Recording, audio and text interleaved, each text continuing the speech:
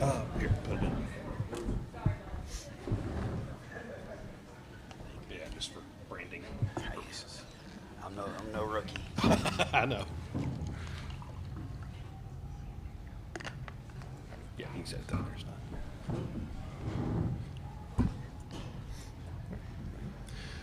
Okay, we're now joined by head coach Kenny Brooks and student athletes Clara Strack and Jordan Obie. We'll begin with an opening statement from Coach Brooks. Then we'll take questions for the student athletes. We'll then dismiss the student athletes back to the locker room and then take questions for Coach.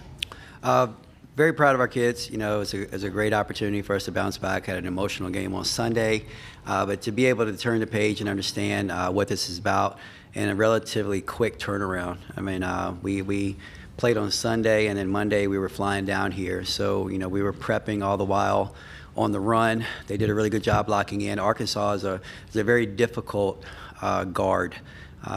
Kelsey does a really good job with that group. You know, and they didn't win very many games in the league, but they fought all the way to the end, which was evident today. They were still playing till the final buzzer. So just watching her build her program, a lot of respect for her kids, the way they play really hard.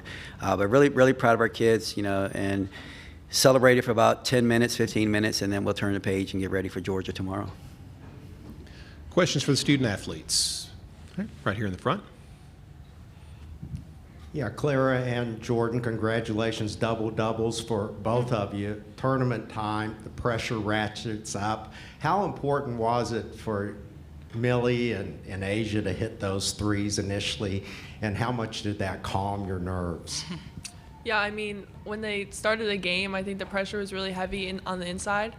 So those quick few threes, and then they just kept it going throughout the whole game. That was super important. They got us going. They got our energy going. They got us into a rhythm. So I think that's really important. Yeah, their ability to hit threes really opens up everything for our offense. So when they're on, we're all on. Another one here in the front. And then, Jordan, you come in and you hit that and one to get the team going also. You had a little bit of a lull during the midseason. What was it like to be able to battle back from that and start playing the way that you are playing right now? Yeah, I think it just goes back to trusting the work that I put in. Season's full of highs and lows, not getting too high, not getting too low. You know, trusting my teammates, trusting my coaches, trusting the work that I put in. You know, it'll pay off eventually. Any more questions for the student athletes? Another one here in the front? Sure. Okay, once again for both Clara and Jordan, a lot has been made about playing on these consecutive days. I know Coach has mentioned it on a couple of occasions. As a player, how much of that does that really factor into your mind, and what are you doing in order to kind of keep your legs fresh? I mean, we're just taking it one game at a time, one quarter at a time, one possession at a time, not looking too far into the future because you got to win the one that's in front of you to make it those consecutive days.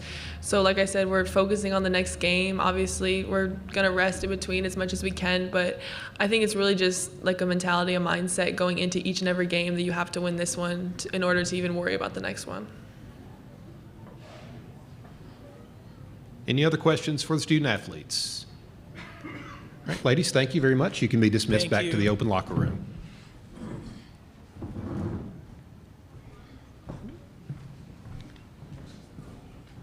We'll take questions for Coach Brooks. All right, over here on the right. Cassandra Negley, Yahoo Sports. With the back-to-back days and coming off that season finale, I wanted to ask about Toni Morgan and just her leadership, especially at this point in the season, having come onto a team that was pretty established in terms of starting lineup. Yeah, it's difficult. I think we look at these kids, and obviously it's a different landscape that we're in as far as athletics, and we just look at Toni Morgan. You know, think that she's an experienced player, average 14 and whatever at Georgia Tech, and we're just going to plug and play. You know, but there's a human element to it. You know, they come in, and Toni's the type of personality where she's not going to be overbearing in any situation.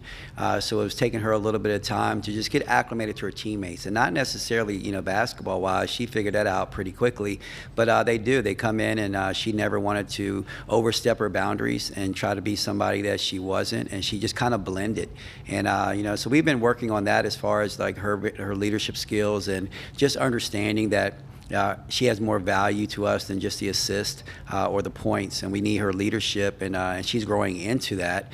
And I just wish I had her for more than 1 year so that I can develop it, to a different level. But she's done a tremendous job. It's not easy coming in and replacing an All-American, and she did a really good job and brought her own flair to the game, and she's made us equally as good.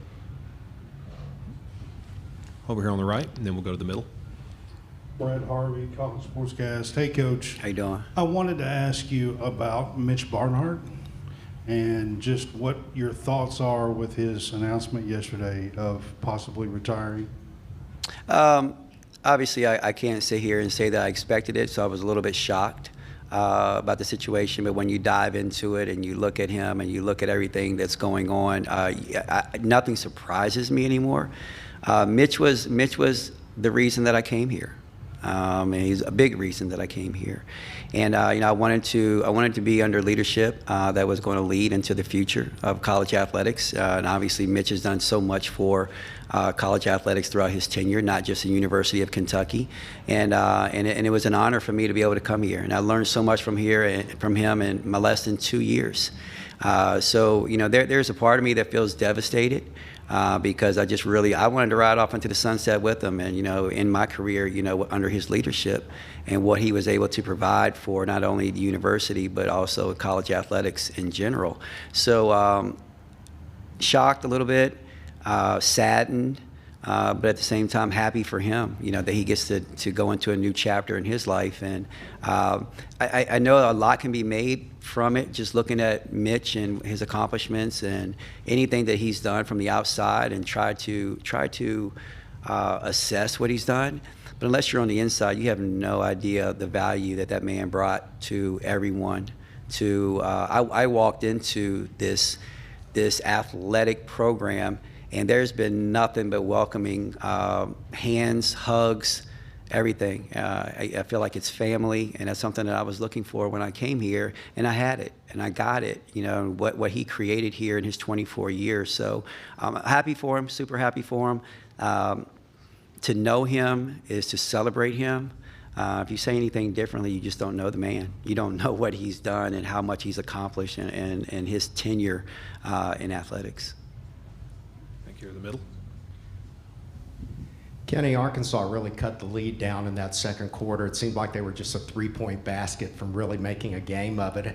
How important was it for your team to really come out in the third quarter and just really extend that lead again? It was extremely important. I thought, the first quarter, which was evident by the score, we did a really good job of guarding their dribble drive. Their dribble drive is like a lot of one-on-one, stop, go, hesitate, try to get here, and they try to make the weak side fall asleep. And then they try to capitalize off of it. We did a really good job in the first quarter of guarding it, not giving them those opportunities. We got in foul trouble in the second quarter, so I think Tiani sat most of the time. Asia Boone actually ended up getting her third foul. We gambled on that situation, and we got fatigued. We got fatigued, and we broke down. We had some breakdowns, and give them credit. They took advantage of them. Then we went back in, regrouped after halftime, and we were able to come back out. And even though Asia had 3 fouls, we played that lineup that had played a lot together leading up to it, and it was almost like bully ball. And we just really, willed our way and put the lead back because I thought we were just fresher. Any other questions for Coach? Oh, over here on the right, one in the front and one in the back. Coach, Jordan Obi today, just talk about the importance of her play. I'm so proud of Jordan because, she's the one that probably was affected the most this season with the dysfunction, so to speak, of our lineup. And, when she was in the game, in the starting lineup in the beginning, we're trying to find a way, where can we put her, because her and Tiani are very similar in the way that they play. It was working, and we were getting there. We were getting a groove, and then Tiani gets hurt, and we put her back at her normal position. And then, she's starting to feel a groove there, and then all of a sudden Tiani comes back, and then she has to relearn that other position that she was playing.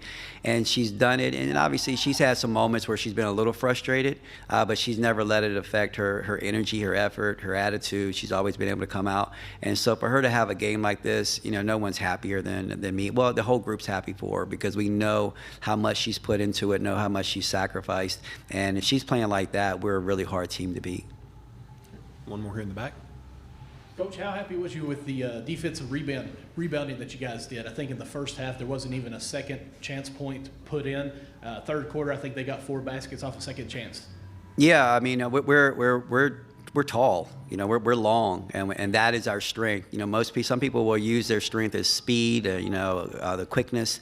Our strength is length. That kind of goes well when we're able to contest shots, block shots, but also rebound the basketball. And we knew that was going to be a plus for us today, and we had to take advantage of it. But it was a total effort, just from everything. Even the beginning of the game, we hit a couple threes to really open up a lot of different things. It's kind of cool in a game like this where, the storyline was kind of, the game was within reach. I mean, with victories within reach. And there was a cool little story going on the bench where I think Asia Boone broke the record, Ryan Howard's record of most three-pointers in a single season. She got in foul trouble, and then Millie tied it and broke that record, and then Asia came back and retied the record again. So there's a lot of movement going on there, but it was really good atmosphere. I will give credit too. I think we played really well. But I thought that the crowd was awesome. They were. I don't know the words to the songs. I don't even know the songs that they were singing, but they were in sync, and they gave it atmosphere. I didn't even know it was 11 o'clock. I didn't even know it was 11 o'clock in the morning, but they were tremendous. They stayed engaged. They were really good. It was a lot of fun. And I was just proud that I knew when Clara hit that turnaround shot while they were cheering for the 67 point. And the atmosphere was really cool and appreciative. And when I was at Virginia Tech, we had 2 players who came to a game like this. They would come to Greensboro. They were from Greensboro, and they would come to this game as the students and watching the game, and they were able to eventually play in the tournament and actually win the tournament. And that was a cool spirit. So in that stands probably is a future SEC champion and somebody who's watching it and getting inspired by it. And I don't like getting up this early and playing a game, but I thought that was a really good atmosphere. And somewhere in that stands, there's a future SEC champion in there. Got time for one more right here in the front. Kenny, I know as a head coach, it's game to game, but do you know who you play tomorrow, and what can you really do to prepare for a team in that short amount of time? Yeah, we know who we play, and we understand it, and we know we know the difficulties of being able to play. But we're going to go in. And, Katie does a tremendous job with her group. They've had a phenomenal year with the additions that they had and putting everyone together. We had to play them. And it was a very difficult situation last time. We were, pretty much less than 48 hours off of an emotional loss at Tennessee, came back, had to play that game. And we were not full strength, and I'm sure they weren't. And we didn't have Tiani Key in that game. If we probably had played that game, a regular Tiani would have been able to play in that game because she was able to come back the next game. And so, but everything happens for a reason. And at this point, she's going to be over there telling her kids that they have the advantage because they got an extra day of rest. We're going to go back and tell our kids that we have the advantage because we got the nerves out, we got the jitters out, we got to actually see it and feel it. So it's just going to be a test, a will of ways. And at this point in the year, that's all that it is because everyone's tired, everyone's going in, having different circumstances, and you just got to look and focus on you. What's the positive? Our positive is we put up 94 points on that gym already in front of people. All right, let's go out and do it again. All right. Thanks, everybody. Thanks, guys.